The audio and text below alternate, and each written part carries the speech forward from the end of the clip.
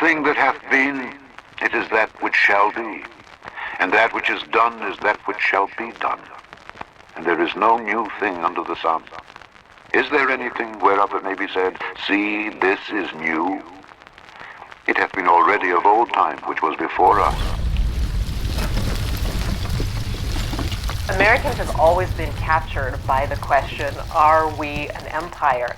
Because they have followed very carefully the fate of the Roman Empire. And we know that the Roman Empire rose, but we also know that the Roman Empire fell. Earlier mentioned the kind of Romanesque that's what I wanted to ask. character of our hegemony, the U.S. hegemony. And you mentioned in Blowback, I think there were 3 elements that you saw that are analogous in our situations with ancient Rome: the internal corruption and the imperial overreach or the military overreach, and the inability to reform. Well, let me talk about the Roman comparison a little bit. The Roman Republic is extremely important to the United States. Many of our ideas come from the Roman Republic, which ended in 31 BC. It's nowhere written that the United States must go on forever. Even the greatness that was Rome eventually fell. We now are starting to look a lot like Rome, and we ought to worry about that. And I beheld another beast coming up out of the earth.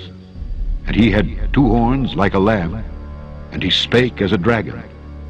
And he exerciseth all the power of the first beast before him, and causeth the earth and them that dwell therein to worship the first beast, whose deadly wound was healed. 1800 years ago, in the 2nd century AD, Rome was the largest, grandest, and most powerful city on earth, ruling an empire which covered much of the known world. Roman legions returned in triumph from conquests in Germany, Gaul, and Africa. The emperor ruled supreme. The Senate made the laws and elected magistrates, but had little real authority. We are watching the collapse of an empire happening in real time. You'll be able to tell your kids where you were when the United States of America did exactly what the Roman Empire did and utterly collapsed, because all of the signs were there. I'm not being hyperbolic when I say that the United States is mirroring almost exactly what led to the fall of the Roman Empire. Just dive into the research. Because during the late Roman Empire, the government found itself in almost the exact same situation as the United States today. The Romans facing massive military spending to satiate their continued expansion. They went into massive debt. They started borrowing all kinds of money in order to pay for this military expansion. It all created a downward debt spiral that consumed the Roman Empire, and they couldn't get out of it. Today, the U.S. government is also facing skyrocketing levels of debt, with the national debt currently sitting at $33 trillion. This level of indebtedness is unsustainable. How are they going to get out of this? The United States now has over 750 military bases around the world. It's one of the most infuriating things in the world to me. It's spending billions to overthrow other governments around the world. So the U.S. has massive military expansion by installing our own proxy governments and military bases around the world, but don't call it an empire. But it's the same thing as the Romans, just with a different name. Another factor that contributed to the decline of the Roman Empire was the debasement of the currency.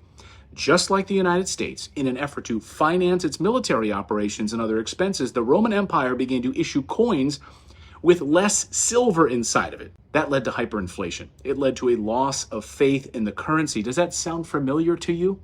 Where have I heard this before? Only this time, the difference is that the United States dollar isn't tied to any gold or any silver. It's tied to nothing. This is how bad it's gotten, guys. The New World Order unfolding right before our eyes. The United States loves to try sanctions first, and if those don't work, they go to war next. And I saw one of his heads as it were wounded to death, and his deadly wound was healed. And all the world wondered after the beast.